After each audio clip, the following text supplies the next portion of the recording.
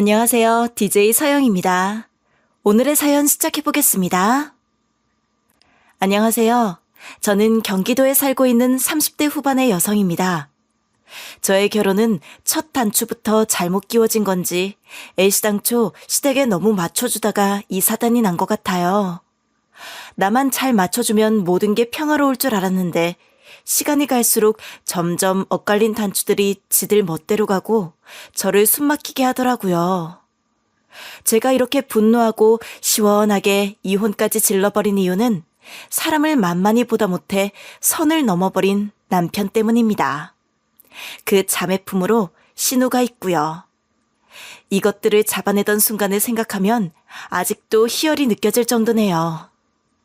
가장 먼저 저에게 건넸던 그 황당한 말이 아니었다면 아마 더 질질 끌다가 이혼까지 못 갔을지도 몰라요. 그 무렵 남편과 저는 단둘이 유럽 여행을 계획하고 있었는데 갑자기 이 인간이 헛소리를 했던 거예요. 여행 날짜며 모든 걸 다 맞춰놨는데 대뜸 이 여행을 취소하고 동남아 여행을 가겠다는 겁니다. 그것도 저를 빼고서 말이죠. 뭐? 나 없이 간다고? 그게 무슨 말이야? 게다가 여행지를 바꿔서 간다니? 이해가 가게 좀 설명해봐. 이번에는 엄마 모시고 누나랑 나랑 셋이서만 다녀올게. 아무래도 그게 좋을 것 같아서. 당신이 이번에는 이해 좀 해줘. 저는 남편의 말에 기가 막혀 한참을 멍하니 있었습니다. 뜬금없고 황당한 것을 뛰어넘어 무엇보다 여행 이야기를 꺼낸 것도 휴가 날짜를 맞춘 것도 저였기에 더 어이가 없었습니다. 사실 몇 달 전부터 저는 남편과 함께 유럽 여행을 가고 싶다고 말해왔습니다. 결혼한 뒤 제대로 된 여행 한번 다녀온 적이 없었고 이번에는 꼭 둘만의 시간을 보내고 싶었기 때문입니다. 남편이 좋아서 가고 싶었다기보다 이런 시간을 가져보지 못해서 그랬던 것 같네요. 남편은 처음에는 내키지 않는 듯 했지만 제가 꼼꼼히 준비한 계획을 듣고는 생각해보자며 나름 긍정적인 반응을 보였습니다. 그런데 몇 주 전부터 시어머니와 신우가 얽힌 이야기가 들려오면서 상황이 이상하게 돌아가기 시작했던 거죠. 신우는 자기 남동생인 제 남편에게 자주 연락을 하며 하소연을 했고 남편은 그럴 때마다 누나 걱정에 푹 빠진 얼굴로 집에 돌아왔습니다. 누나가 요즘 힘들어 보이더라. 이혼하고 누나 시댁에 애도 뺏기고 이래저래 너무 힘든 상황이잖아. 진짜 너무 심한 것 같아. 어떻게 애 엄마를 애를 못 보게 만드냐? 남편은 신우 이야기를 꺼낼 때마다 꼭 이런 말을 덧붙였습니다. 처음에는 그런가 보다 하고 넘겼습니다. 그런데 신우가 갑자기 우리 집에 와서는 뜬금없이 이런 말을 슬쩍 꺼내더군요. 옳게, 내가 우리 엄마랑 애 좀 데리고 여행 다녀오면 안 돼? 부부끼리 가는 거야. 나중에 시간도 많고 얼마든지 갈 수 있잖아. 이번에는 내가 너무 답답해서 그러는데 이해 좀 해줘. 그 말을 듣는 순간 저는 뭔가 싸한 기분이 들었습니다. 신우가 하는 말은 누가 봐도 제 입장을 무시하는 것으로 느껴졌으니까요. 근데 이게 실제 기정사실이 되어 남편이 이렇게 결정을 해버릴 줄은 몰랐던 겁니다. 지금 장난해? 나랑 이미 결정해버린 유럽 여행은 어쩌고 왜 갑자기 어머님이랑 형님 모시고 여행 이야기가 나오는 거야? 나 이미 회사 연차까지 싹 다 냈는데 어쩌라고? 남편은 그제야 약간 당황한 표정을 짓더니 차분하게 말을 이어갔습니다. 지금 우리 집안 분위기 알잖아. 누나도 그렇고 엄마도 요즘 마음이 많이 안 좋으셔. 당신도 알다시피 내가 제일 힘들 때 누나랑 엄마가 얼마나 나를 도와줬는지 알잖아. 이번엔 그 두 사람만이라도 챙기고 싶어서 그래. 우리 둘은 다음에 가자. 그런데 대뜸 나는 왜 빠지는 건데? 왜 셋이서만 가야 해? 아니, 부부끼리도 안 가본 여행을 당신은 왜 당신네 가족들이랑 셋만 나란히 가는 건데? 내가 가면 안 되는 이유라도 있어? 당신이 이런 식으로 물고 늘어지고 가서도 짜증내고 눈치 주고 그러면 내가 맘 편히 다닐 수 있겠냐? 엄마랑 누나도 당신 눈치 볼 거 아니야. 그러니까 이번만 좀 빠져달라는 거야. 분위기를 못 읽겠어? 결국 대화는 더 이상 이어지지 않았습니다. 남편은 제 말을 전혀 들을 생각이 없었고 전 그저 남편이 자기네 식구들만 우선시하는 모습에 화가 날 뿐이었습니다. 본래 이 여행 이야기는 몇 달 전 제가 처음 꺼냈는데요. 저는 결혼 후 늘 바쁘게만 지내다 보니 남편과 제대로 된 시간을 보낸 적이 없었습니다. 그래서 이번 휴가를 이용해 유럽으로 떠나 둘만의 시간을 보내고 싶었던 거예요. 결혼 후 처음으로 저만의 휴가를 제대로 계획하며 장소부터 숙소까지 꼼꼼히 준비해 남편에게 보여주었거든요. 이렇게 해보는 거 어때? 여기 코스는 우리가 둘 다 좋아하는 역사적인 장소도 많고 숙소도 좋아 보여. 남편은 처음에는 별다른 반응을 보이지 않았습니다. 회사에서 그렇게 시간을 갑자기 뺄 수 없다고 애매하게 말을 돌리는데 저는 그게 긍정적인 시도라고 생각하며 설레는 마음으로 준비를 이어갔던 거죠. 그런데 신우와 어머니가 얽힌 이야기가 들려오면서 상황은 급변했습니다. 생각해보면 좀 쎄했던 게 신우가 이 무렵 저희 집에도 자주 오고 유독 하소연을 했거든요. 너도 알지? 이혼하고 혼자 사는 게 얼마나 힘든지. 내가 요즘 잠도 제대로 못 자고 있어. 애도 그렇고 이렇게 생이별 시키는 게 어디냐고. 결혼 한번 잘못해서 이 꼴이 났어. 남편은 신우의 이야기를 들을 때마다 마치 세상을 다 잃은 사람처럼 지쳐 보였습니다. 조카랑 떨어져 살게 된 누나를 보며 애지간히 마음이 아팠던 것 같더라고요. 물론 그 감정은 자연스럽게 저에게도 영향을 미쳤고 지금에 이르게 된 거예요. 이렇게 저와의 여행이 파토나버린 그날 밤 홀로 깊은 고민에 빠졌습니다. 어떻게 해야 이 상황에서 제 목소리를 낼 수 있을지, 그리고 앞으로 어떤 선택을 해야 할지에 대해 무척 생각이 많아지더군요. 남편과 저에 대해서 말을 해보자면 우리는 공공기관에서 일하며 연애를 시작해 결혼에 꼴이 난 커플이었습니다.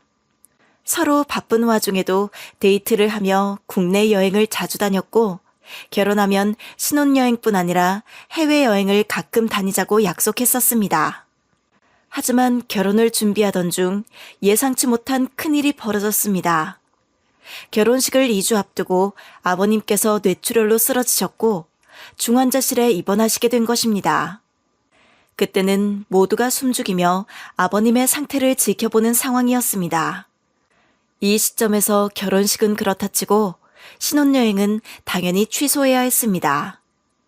저는 어머니께서 이 상황에 대해 언급하시기 전에 먼저 말씀드렸습니다. 어머니, 지금 아버님 상태가 이런데 신혼여행은 취소하는 게 맞을 것 같네요. 나중에 아버님이 나아지시면 그때 조용히 다녀오면 되니까 너무 걱정하지 마세요. 어머니는 고맙다며 저를 붙잡고 우셨고 저는 이런 모습을 보며 어쨌건 가족이 되어가는 한 모습 중에 하나겠지. 그렇게 태평하게 생각했던 겁니다. 아버님은 다행히 조금씩 회복되셨고 퇴원 후 집으로 돌아오셨습니다. 모든 것이 안정되자 저는 신혼여행을 다시 계획하려 했습니다. 하지만 얼마 지나지 않아 임신 소식을 알게 되었고 여행은 다시 미뤄졌던 거예요. 게다가 임신 초기에는 몸 상태가 좋지 않아 장거리 여행은 엄두도 못 냈기 때문에 자연스레 포기할 수밖에 없었습니다. 그렇게 시간은 흘렀고 아이가 태어나고 돌이 지나면서 다시 한번 여행에 대한 꿈을 꾸기 시작했던 거죠. 그럴 수 있는 거잖아요. 아이 돌잔치가 끝난 후 저는 남편에게 유럽 여행을 가자고 제안했습니다. 회사 복직 전에 시간이 있을 때 떠나고 싶다는 제안을 남편도 흔쾌히 받아들이는 듯했지만 점점 계획이 구체화되자 이 인간의 반응은 달라지기 시작했습니다.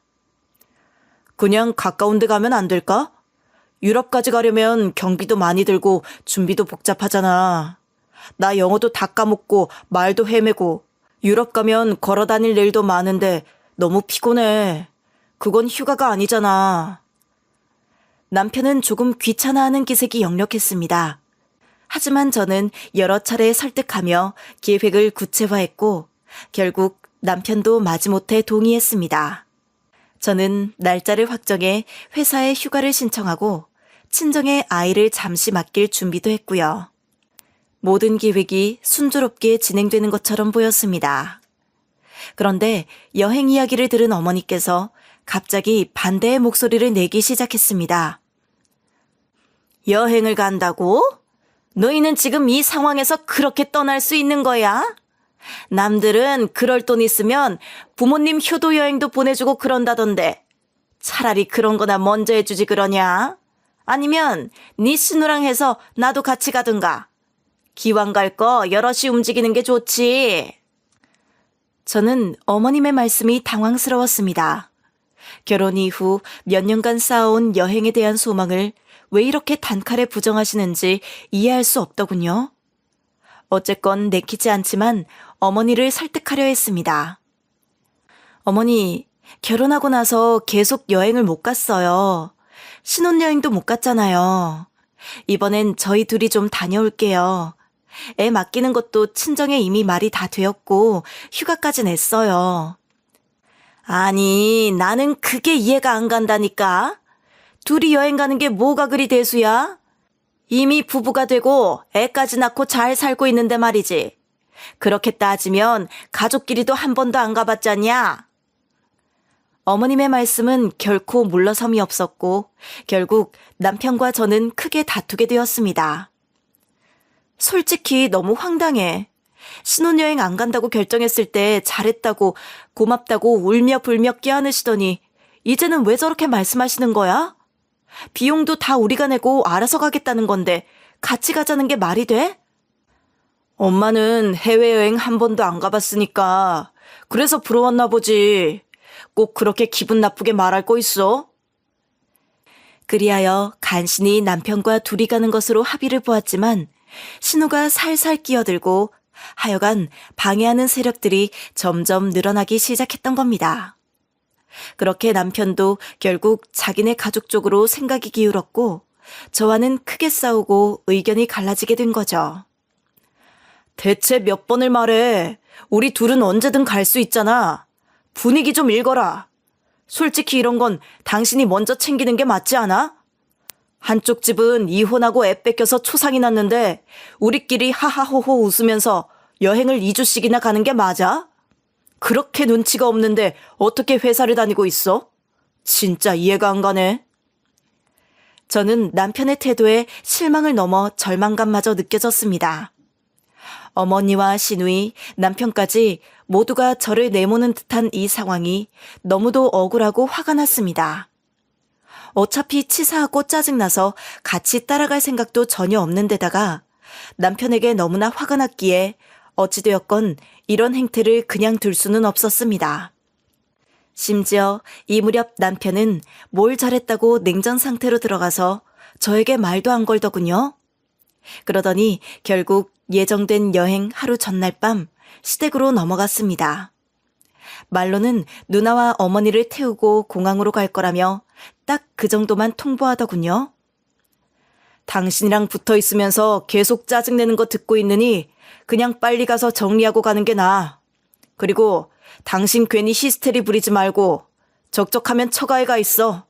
여행 다녀와서 봐. 그 말을 들은 저는 입술을 깨물며 더 이상 대꾸조차 하지 않았습니다. 속에서는 당장이라도 폭발할 듯한 분노가 끓어올랐지만 더 이상 얘기해봤자 남편은 듣지 않을 게 뻔했습니다. 억울하고 분통 터지는 감정을 꾹꾹 누르며 그저 남편이 문을 나서는 것을 지켜볼 수밖에 없었습니다. 그날 밤은 말 그대로 끔찍했습니다. 분노와 서러움이 뒤섞여 도저히 잠을 이룰 수 없었습니다. 머릿속에서는 온갖 생각이 꼬리를 물고 이어졌습니다. 정말 손 놓고 저만 바보된 꼴이었고 친정에도 이 얘기를 전하면서 다들 황당해했으니까요. 다음 날 아침 겨우 몸을 일으켰습니다. 속이 뒤집힌 상태에서 뭔가 하지 않으면 더 견딜 수 없을 것 같았습니다. 친정으로 가서 엄마 아빠를 만나 속 이야기를 실컷 하고 이 인간들이 여행 다녀온 뒤 어찌할지 그런 생각만 하고 있었는데요. 이미 제 안에서는 어지간한 분노가 일어나 수습이 안 되는 상태이기도 했습니다. 그런데 옷을 챙겨 입고 친정에 전화를 걸려던 중 문득 카톡을 확인하게 되었는데요. 생각만 해도 아찔한 게 그 타이밍에 제가 그날따라 그 내용을 확인하지 않았더라면 지금 어떻게 되었을지 모르겠네요.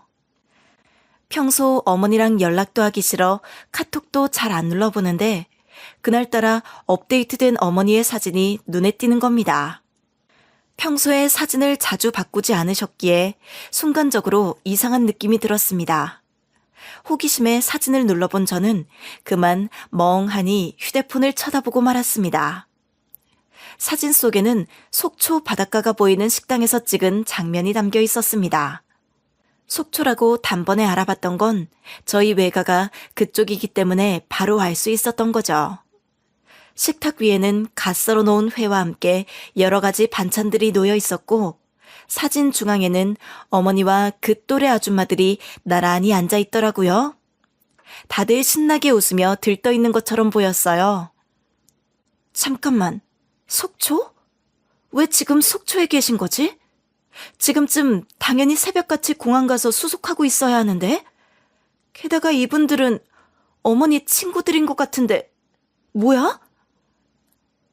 순간 머릿속이 새하얘졌습니다. 남편은 분명 가족끼리 해외여행을 가야 한다고 말했는데 지금 어머니는 속초에 있는 데다 그 자리에 어머니의 지인들로 보이는 사람들까지 함께하고 있었습니다. 저는 왠지 모르게 혼란스러워 손이 떨리기 시작하더군요. 분명히 어젯밤 남편이 단호하게 해외여행이라고 못 박았던 것이 머릿속에서 맴돌았습니다. 뭔가 이해해 볼수록 복잡해져서 생각이 정리되지 않았습니다. 한편으로는 분노와 배신감이 또 한편으로는 억울함이 물밀듯이 밀려들더라고요. 대충 봐도 상황이 이상하게 흘러가고 있었으니까요. 이때 제 손은 이미 남편에게 전화를 걸기 위해 핸드폰을 들고 있었지만 곧 멈췄습니다. 지금 전화를 걸어봤자 남편은 변명만 할 게 뻔했으니까요. 또 다짜고짜 뭐 때문에 전화해서 이러냐 시비 걸지 말라고 짜증낼 거였고 저는 좀 더 확실하게 상황을 짚고 싶었습니다. 그래서 다시 사진을 들여다보았는데요.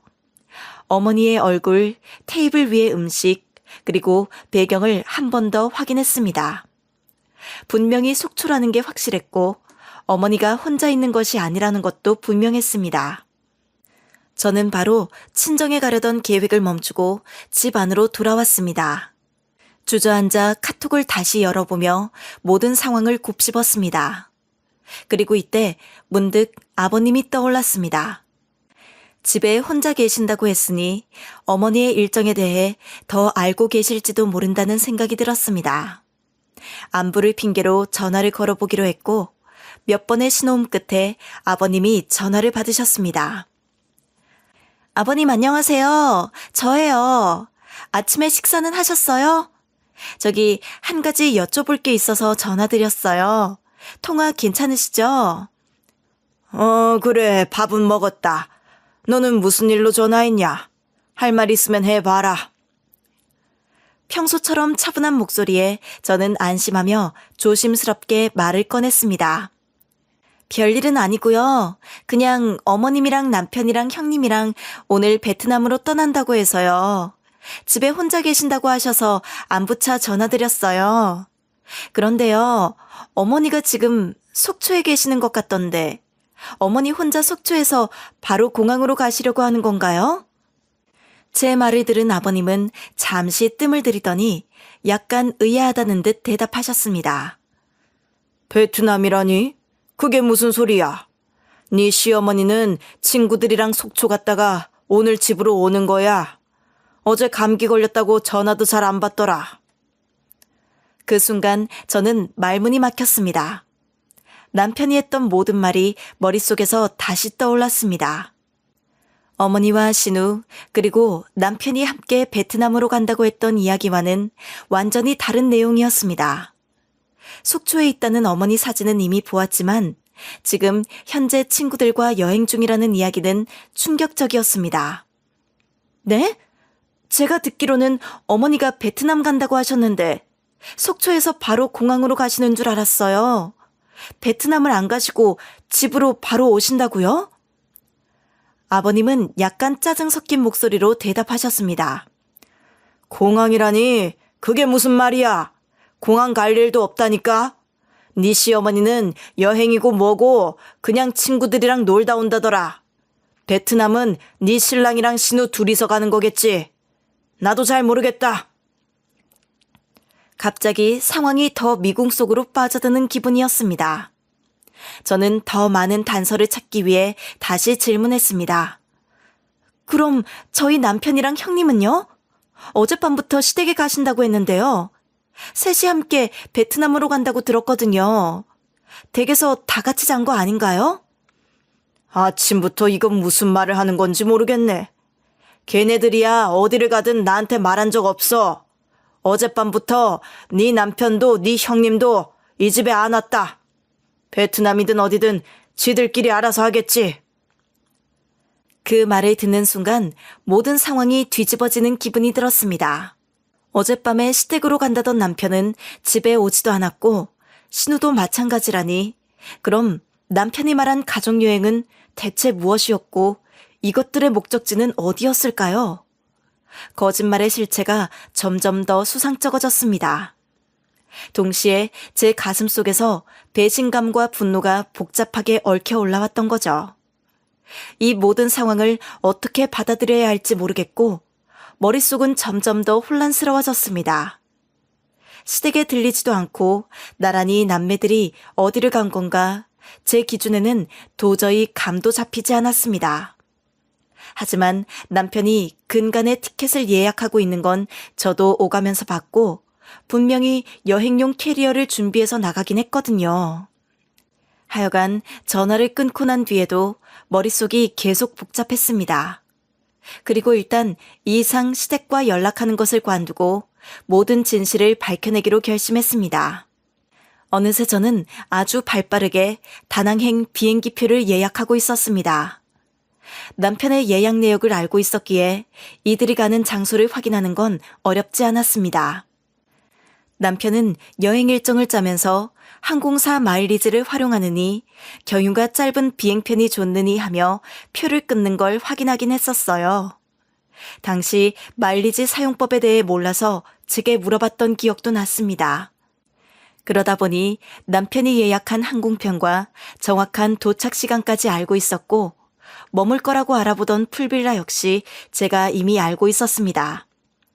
여행 계획을 짜면서 일정과 숙소에 대해 우리 부부가 알고 있는 여행 전문가 지인에게 물어봤던 덕분에 저는 목적지를 정확히 파악할 수 있었습니다. 그래서 저 역시 그쪽에 전화해서 다시 빠르게 체크를 했죠. 안녕하세요. 저도 뒤늦게 예약해서 같이 합류하려고 하는데 남편이 그때 문의했던 내용을 좀 확인하려고요. 지금은 비행기에 있을 거라 전화 연결이 안 될 거고 저도 일 때문에 급히 따라가는 거라 최대한 여기서 알아보고 떠나려고 해요. 이렇게 문의를 해서 웬만한 내역들을 다시 확인했고 동선까지 어떻게 될지도 차근차근 체크했습니다. 제가 듣기로도 이들은 가이드를 이용해서 다닌다고 했으니 여러모로 여행사의 도움이 필요하긴 했으니까요. 사실 결혼 전에 동남아를 몇 번 다녀본 경험이 있었기에 저는 이 지역이 낯설지 않았습니다. 비행기 티켓은 빠르게 예약이 완료됐고 도착 후 바로 풀빌라로 이동할 수 있도록 일정을 짰습니다. 베트남 현지 택시와 동선까지 모두 검색하며 시간을 낭비하지 않으려 준비했고요. 어차피 도착지와 숙소를 이미 알고 있었으니 그들을 찾아내는 것은 어려운 일이 아니었습니다. 친정엄마께서는 제가 남편과의 여행을 접고 갑자기 다낭으로 움직인다고 하니까 다소 놀라신 듯 했어요. 그렇게 갑자기 따라가는 이유가 뭐야? 너더러 늦게라도 오라고 한 거 아니지? 그럴 리가. 엄마, 이거 분명히 이상한 꿍꿍이가 있는 것 같아. 내가 조금 냄새를 맡았거든? 가보면 아마 처참한 꼴이 기다리고 있을 것 같은데 그거 각오하고 가는 거야. 뭐야? 무슨 일이 있는 건데? 아이고, 괜히 오가면서 고생하지 말고 그냥 기다려봐. 아니야, 엄마. 그러면 깨끗이 끊어낼 수가 없어. 내 눈으로 보고 확실히 끊어낼 거니까 걱정하지 말고 그냥 둬. 출발 전까지 마음은 계속 복잡했습니다. 친정엄마와 통화하고 나니 그 걱정과 동일한 불안감이 스치기도 했지만 마음 한구석에서는 모든 것이 완벽히 의도된 계획일지도 모른다는 확신이 들었습니다. 남편과 신우가 어머니까지 끌어들여 이런 일을 벌였다는 것이 너무 황당하고 억울했습니다. 그렇게 공항으로 가는 길은 긴장과 분노로 가득 찼습니다. 기분 좋게 공항에 오고 싶었지만 제 예상과 전혀 다르게 한편으로는 아주 결의를 다지고 와야 했으니까요. 여튼 비행기를 타는 내내 머릿속에서는 계속해서 남편과 신우의 모습이 떠올랐습니다. 그리고 보면 어떻게 할 것인지도 어느 정도 계획을 다 세워두었고요. 그렇게 다낭행 비행기를 타고 도착한 저는 곧바로 공항 택시를 잡아탔습니다. 남편이 예약한 풀빌라의 위치는 정확히 알고 있었고 핸드폰을 봐가면서 어렵지 않게 찾아 들어갔죠. 참 아이러니하게도 다낭 현지의 공기는 따뜻했고 택시는 크고 한적한 도로를 따라 이동했네요. 해변가의 리조트와 호텔들이 보이는 길을 지나며 목적지에 가까워질수록 긴장감은 점점 커져갔습니다. 풀빌라에 도착했을 때 프런트 데스크에는 여행객들이 삼삼오오 모여 체크인을 진행하거나 안내를 받고 있었습니다. 풀빌라는 외관부터 고급스러웠고 사람들이 여유롭게 산책하거나 수영장 근처에서 쉬고 있는 모습이 보였습니다. 저는 곧바로 프런트로 다가가 예약 내역을 확인했습니다. 가족이라고 하면서 간단하게 로비 직원에게 다시 물어보니 예약자들은 지금 풀빌라 내부 스파 시설에서 마사지를 받고 있다고 하더라고요.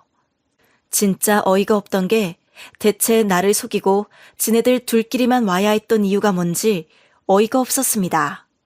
아무튼 직원은 관광객이 자주 드나드는 스파 라운지 위치를 알려주었고 저는 한 걸음 한 걸음 그쪽으로 향했습니다. 스파 라운지는 풀빌라 한가운데에 자리 잡고 있었고 외관만 봐도 고급스러워 보이더라고요. 그 와중에도 제 마음은 긴장감과 분노로 가득 찼고요. 그런데 그때 문득 주변에서 들려오는 웃음소리에 고개를 들었습니다. 스파 쪽에서 누군가 걸어 나오고 있었는데 딱 봐도 저에게 너무 익숙한 이목구비들을 확인한 순간 머리가 멍해졌습니다. 남편과 신우가 함께 있었고 놀랍게도 이것들은 각기 다른 동행자와 다정한 모습으로 나타났던 거예요. 남편은 딱 봐도 자기보다 한참은 어려 보이는 어떤 여자와 팔짱을 끼고 있었고 신우 역시 자신보다 훨씬 어려 보이는 남성과 친근한 분위기를 풍기며 나왔습니다.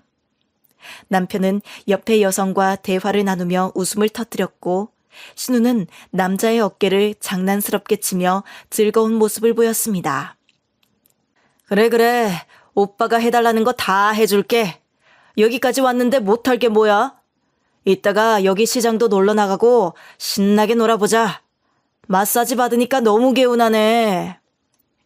이렇게 농담을 신나게 주고받으면서 로비 안쪽에서 기다리는 제 시선을 전혀 상상도 못하고 있더라고요. 외려 저를 보고 놀랄 그들이 걱정될 정도로 정말 태평성대로 신난 얼굴로 그 주변을 누리고 있는 모습을 보았습니다. 아마 마치 그 순간만큼은 지들이 이 세상에서 가장 행복한 사람들인 것처럼 느꼈겠지만 제가 볼 때는 이제 곧 닥칠 재난 앞에서 뛰노는 개구리들 같아 보이더군요. 그렇게 여유롭게 웃고 떠들며 박수를 쳐가며 신나게 우리말로 떠들어대서 누가 봐도 눈에 띄는 모습들이었습니다. 그 인간들이 그렇게 유유자적하게 걸어와 로비 한가운데를 지나는 동안 제 시선은 남편에게 고정되어 있었고요. 저는 일부러 일어나서 남편을 부른다든지 자극하지 않고 마치 그곳에 있는 한 가구처럼 조용히 남편을 응시하고 있었어요. 그들이 지나가면서 저를 아주 자연스럽게 발견하도록. 그래야 더 기가 막히고 소름이 끼칠 테니까요. 그렇게 입을 앙다문 채 남편을 한 몇 분간 조용히 노려보고 있었고 남편은 신나게 떠들고 웃어대다가 저 멀찌감치서 어둡게 자기를 지켜보는 시선을 발견한 듯 했습니다.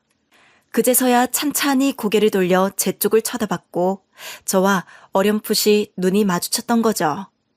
정말 슬로우 모션을 걸어둔 것처럼 아주 찬찬히 시선이 꽂혀 저와 마주쳤고 이 인간은 그때 잠깐은 한 0.5초 정도는 잘못 봤다고 생각했는지 다시 고개를 돌리더군요. 그런데 정말 동물적인 감각으로 뭔가 쎄하다고 느꼈는지 이내 다시 고개를 돌려 저를 봤고 그렇게 눈이 정확하게 한 몇 초간 마주쳤습니다. 그리고 저는 천천히 자리에서 일어나 그쪽으로 서걱서걱 한 발씩 내디뎠고요. 그제서야 상황 파악이 되어버린 남편의 얼굴은 순식간에 하얗게 질렸고 걸음이 멈췄습니다. 그렇게 덥고 습한 다낭 호텔 로비에서 남편의 얼굴은 완전히 질려버렸고 걷다 말고 경직돼서 서 있으니 그 뒤에 따라 들어갔던 여자며 신우며 다 같이 걸음이 멈춰버린 거죠. 뭐야, 너 얼른 안 들어가고 뭐해? 여기 로비는 덥단 말이야. 그렇게 말하면서 저를 같이 쳐다본 순간 신우는 역시 놀라움에 입을 다물지 못하더군요. 멈칫거리며 몸을 움직여 같이 서 있던 그 덩치 큰 젊은 남자 뒤에 숨으려 했지만 이미 때는 늦어버린 거죠. 저는 속에서 끓어오르는 분노를 주체하지 못한 채 남편 쪽으로 성큼성큼 걸어갔습니다. 남편의 옆에 있는 젊은 여자는 상황을 감지했는지 한 발짝 뒤로 물러나며 남편의 팔을 놓으려 했습니다. 그러나 저는 이미 남편 앞에 서 있었습니다. 꿀 좋다 아주. 여기서 뭐 하는 거야? 이게 다 뭐냐고. 이분은 누구셔? 아가씨, 뭐 하는 사람이에요?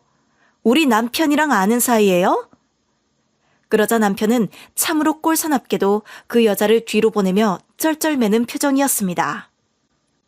여보, 저기 잠깐만 얘기 좀 하자. 이쪽은 저기 잠깐만 뒤로 나와 있을래? 아주 친한 사이 같던데 같이 마사지 받고 돌아다닐 정도면 굳이 소개해야 될 필요가 있어?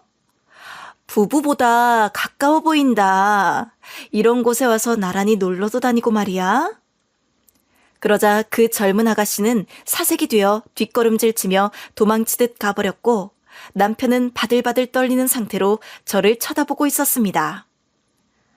길을 쓰고 나를 떼어놔야 했던 이유가 있었네. 그치? 여기 놀러 와야 하니까 말이야. 언제부터 저런 짝을 만드셨어? 제 목소리는 로비 전체에 울려 퍼졌습니다. 남편은 당황한 표정을 감추지 못하며 두 손을 들어 변명하려는 제스처를 취했습니다. 아, 이게 그러니까... 야, 진정 좀 해. 여기 사람들 다 보고 있잖아. 진정하라고? 너 지금 내 앞에서 이딴 짓을 해놓고 진정하라고 말해? 너 더 설명할 필요도 없어. 이미 내가 다 봐버렸거든? 너 저 여자애랑 신나게 웃고 떠들면서 들어올 때 내가 멀리서 촬영까지 다 끝냈어. 어쩔래? 너 이제 어쩔 거야? 저는 그러면서 남편 옷을 우겨잡았고 이 인간은 제 손을 떼려 했지만 역부족이었어요. 굳이 이걸 놓고 어디 가봤자 도망갈 데도 없고 뭘 어쩌겠나요? 그때 신우가 옆에서 소리쳤습니다. 옳게. 저기 대체 뭐 하는 거야? 뭐 하는 거야? 우리 따라온 거야? 말도 없이 여기까지. 뭘 어쩌려고 온 거야? 형님, 참 수치를 모르시네요. 잘도 그런 말을 지금 떠들고 계세요? 형님이야말로 여기서 할 소리가 아니죠. 옆에 남자분은 누구세요? 형님 애인? 언제부터 만난 사이길래 남매가 이렇게 사이좋게 외도를 저지르고 여행을 와요? 남매 간 가족여행이 아니라 불륜여행인가요? 신우는 잠시 말을 잇지 못했지만 금세 태도를 바꾸며 되려 저를 탓하기 시작했습니다. 아니, 우리가 뭘 어쨌다고 그래? 그냥 놀러와서 좀 편하게 지내려고 했던 건데 이건 그냥 아는 사람들끼리, 동호회 사람들끼리 온 거라고. 불륜이라니 지금 말 다 했어? 형님, 무슨 말이면 다 되는 줄 아시나 봐요? 제가 그렇게 바보로 보이세요? 이게 어딜 봐서 그냥 동호회 놀이예요? 저도 이러고 다녀도 돼요, 그럼? 신우는 얼굴이 새빨개지며 당황한 기색을 보였지만 그 와중에도 자신의 행동을 변명하려 애썼습니다. 뭐라는 거야, 진짜? 갑자기 들이닥쳐서 왜 이래? 이 사람은 그냥 친구라고. 와, 옳게 진짜 황당하다. 이렇게 무서운 사람이었어? 그 순간 로비의 직원들과 보안 요원들이 급히 다가왔습니다. 한 직원이 제게 다가와 상황을 진정시키려 했지만 저는 그냥 싹 다 무시하고 계속해서 소리쳤습니다. 여기서 진정하라고요? 지금 이게 얼마나 말도 안 되는 상황인지 모르는 거죠? 남편이 다른 여자를 끼고 나와서 놀고 있는데 진정을 하라니요? 좋아. 여기서 더 망신 당하시라고 영어로 떠들어봐요? 한국말이라 다들 못 알아듣는 것 같은데 여기 남매들이 각자 배우자 배신하고 놀러왔다고 소리 질러봐요? 주변에 있던 투숙객들이 점점 몰려들며 구경꾼이 늘어갔습니다. 남편은 멱살을 잡힌 채 어쩔 줄 몰라 하며 일단 안으로 들어가서 얘기하자고 작게 읊조리더라고요. 뭐? 어딜 가자는 거야? 내가 너랑 왜 같이 있어야 하는데? 너는 여기서 얘기 끝내고 나랑 완전히 끝이야. 한국 가서 제대로 끝내줄 테니까 그리 알아. 모든 증거는 이미 다 잡았고 각오해. 남편은 끝내 고개를 숙이며 아무 대답도 하지 못했습니다. 신우는 그런 남편을 보고 짜증 섞인 목소리로 한마디 했습니다. 야, 아니라고 말을 하라고. 네가 지금 말을 못하니까 이런 난리가 나는 거 아니야. 아니 옳게. 그리고 내가 왜 불륜이야? 나는 이혼한 몸이야. 왜 자꾸 쓸데없는 소리를 해?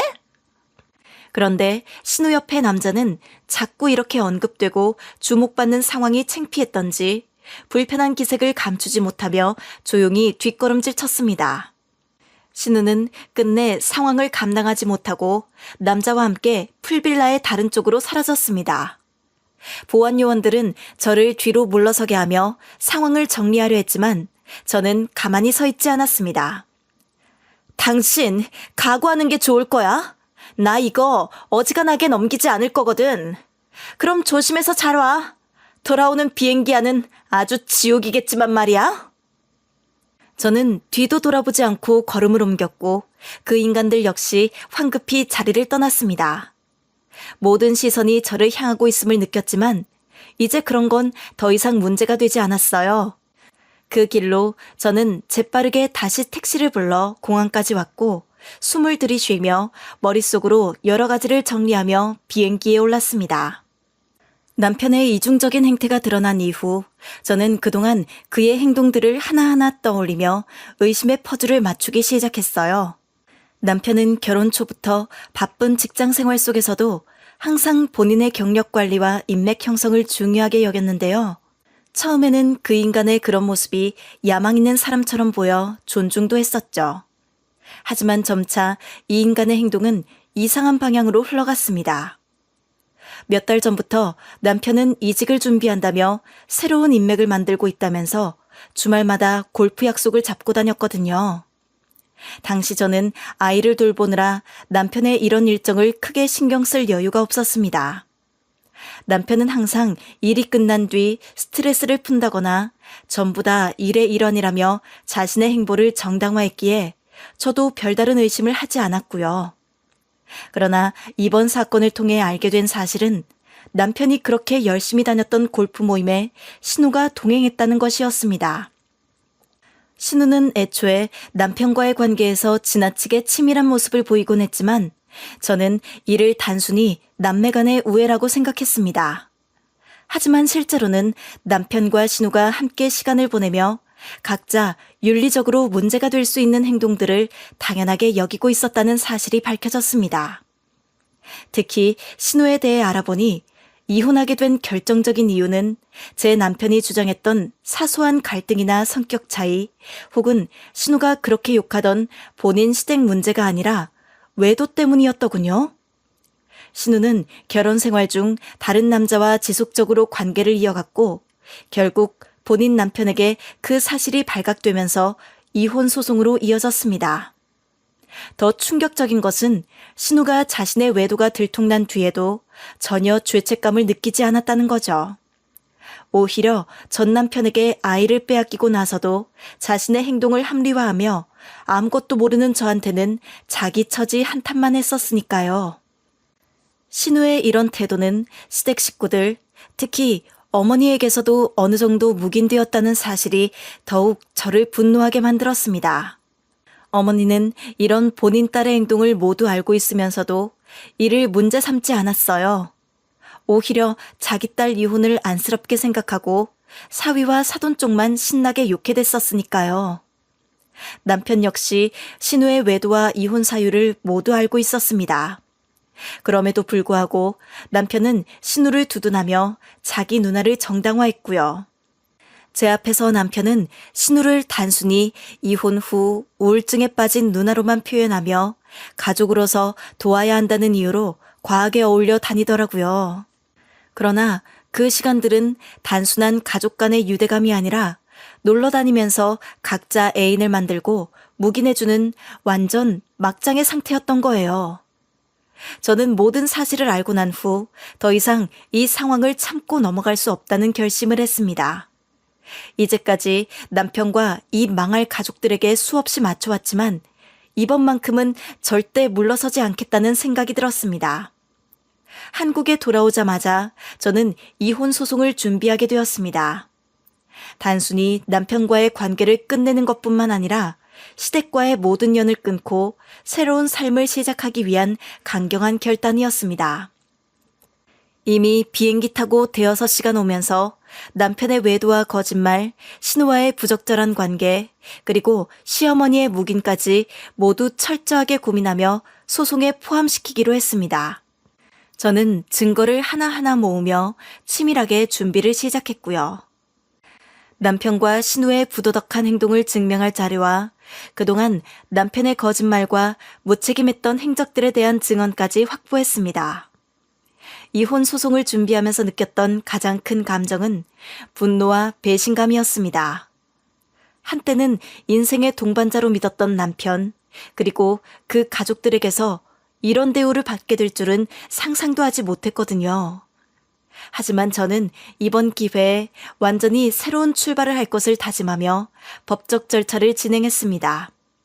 처음에는 아이 때문에 약간 망설이기도 했지만 그게 아마 신우와 남편이 가장 바라고 있을 것 같더라고요. 그러니 이혼은 단순히 결혼 생활의 끝이 아니라 저를 속박했던 모든 것에서 벗어나는 해방의 시작이라고 생각했습니다. 아마도 그날 곧장 출국하지 않았다면 아마도 이 모든 상황을 전혀 모른 채 남편과 시댁 가족들에게 계속 속으며 살아갔을 것입니다. 로비에서 남편과 신우의 모습을 직접 목격하지 않았다면 남편이 돌아와서 또 어떤 거짓말로 상황을 꾸며댔을지 생각만 해도 아찔하더라고요. 역시 현장은 현장에서 잡는 게 답인 것 같아요. 다행히도 저는 그들의 부도덕한 행동을 직접 확인했고 이를 통해 확실한 증거를 잡을 수 있었습니다. 사실 남편과의 관계는 이미 한계에 다다른 상태였습니다. 신혼 초부터 시댁의 문제와 남편의 무책임한 태도는 저를 끊임없이 지치게 만들었고 몇 번이나 이혼을 고민했었습니다. 하지만 아이와 가족이라는 이유로 그 결정을 미루고 있던 중이었습니다. 친정에서도 이제는 이혼을 반대할 이유가 없었어요. 그 정도로 문제가 농익었었는데 당연히 떼버리는 게 맞는 거지. 기가 막힌다 진짜. 그날 너 그렇게 서둘러서 비행기 타러 가던 모습이 아직도 짠하고 눈에 선해. 네 눈으로 직접 보고 잡으면서 어떤 심정이었겠어. 네 잘못 아니야. 잘한 거야. 이혼해야 돼 그런 건. 그리하여 저는 로비에서의 충격적인 사건을 떠올리며 증거를 하나하나 정리하기 시작했습니다. 남편이 젊은 여성과 다정하게 팔짱을 끼고 있던 모습, 신우가 젊은 남성과 다정하게 웃으며 걸어가던 장면, 그리고 이 모든 것을 은폐하려 했던 신우와 남편의 태도까지. 그날의 모든 상황을 꼼꼼히 기록했습니다. 다행히도 그날 휴대폰으로 몇 장의 사진과 동영상을 찍어두었고 이 자료들은 법적 절차에서 결정적인 역할을 하게 됐습니다. 이후로 소송은 생각보다 순조롭게 진행되었는데요. 정신적으로 육체적으로 다소 피곤하긴 해도 제가 그날 찾아낸 남편의 외도와 부도덕한 행동이 명백히 드러났고 법정에서도 이를 부인할 수 없었습니다. 특히 제가 제시한 증거 자료들은 남편이 발뺌하지 못하도록 만드는 결정적인 역할을 했고 이 부분에서 너무 시원하더라고요. 법원은 남편의 부정행위를 인정하며 이혼 소송에서 제 편을 들어주었습니다. 여기에 이혼 절차를 통해 저는 아이의 양육권을 온전히 가질 수 있었는데요. 남편은 자신이 양육권을 주장할 명분조차 없었고 아이를 위한 양육비를 매달 지급하도록 판결이 내려졌습니다. 뿐만 아니라 제가 결혼 생활 동안 쌓아왔던 재산 분할에서도 유리한 결과를 얻을 수 있었습니다. 집은 제가 단독으로 소유하게 되었고 남편은 거주할 다른 곳을 찾아야 했습니다. 와, 어떻게 일이 이렇게 한순간에 진행되어 버리냐? 아니, 나도 면목이 없는 건 알겠어. 근데 이렇게 한 번에 다 갖고 빼앗아 버리는 게 말이 돼? 너무 역겨우니까 피해자인 척하지 마. 누가 보면 내가 잘못하고 내가 권리를 찾아가는 줄 알겠어? 이 일을 누가 벌인 건지 절대 까먹지 않길 바래. 여기에 신우를 상대로 진행한 혼인 파탄 소송에서도 성공적인 결과를 얻을 수 있었는데요. 사실 이게 너무 고소하고 기분 좋아서 견딜 수가 없네요. 신우는 자신이 어떤 잘못을 했는지 인정하려 하지 않았지만 법적으로 신우의 행위는 혼인관계를 파탄에 이르게 한 원인으로 간주되었답니다. 법원은 신우에게 금전적인 배상 책임을 부여했고 이는 저에게 또 다른 위안이 되었어요. 이 모든 과정은 쉽지 않았지만 결국 저는 남편과 시댁으로부터 벗어나 새로운 삶을 시작할 수 있는 기회를 얻게 되었네요. 나름 복잡하고 귀찮았던 이혼 소송이 끝난 후 저는 아이와 함께 안정된 생활을 시작했고 이제는 제 자신을 위해 살게 되었어요. 엉망진창이 된 시댁은 연달아 아들까지 이혼하면서 진짜 불난집처럼 되어버렸고 저는 그 집과 완전히 끊어져서 아주 개운하게 잘 살고 있습니다. 여기까지 제 이야기를 들어주셔서 감사드리고 모두 건강하세요.